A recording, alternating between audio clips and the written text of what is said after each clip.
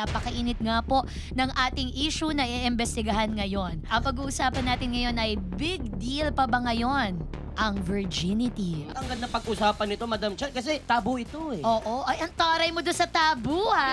Yes. Ano ba yung tabu? Ganyan.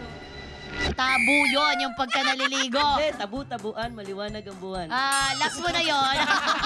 Kayo ba may premium ba sa inyo yung virginity? Sa nakikita ko kasi sa generation ngayon, kasi parang hindi ni. So, nag-a-advise ako na, wag mo na kayo magpapabuntis ha. Alam nyo naman yan.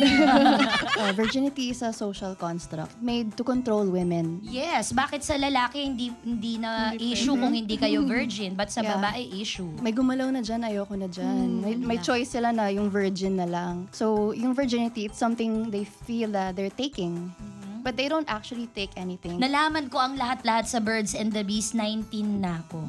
Imagine, so my cousins were talking about this, my friends.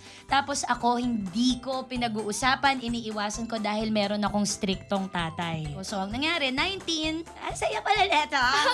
Happy pala yan siya.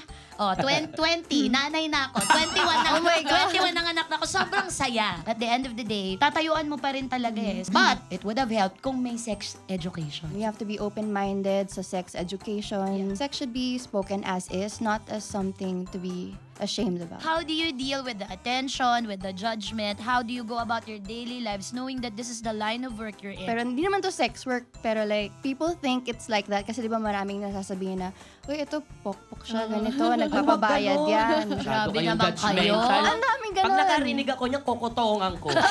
Ano sa tingin mo yung benepisyo na nagagawa nyo sa mga viewers? Yung Nakakatulong kami sa pagpapatangkad.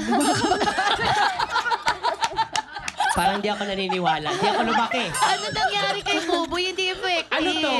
Sobrahan? Nasobrahan to?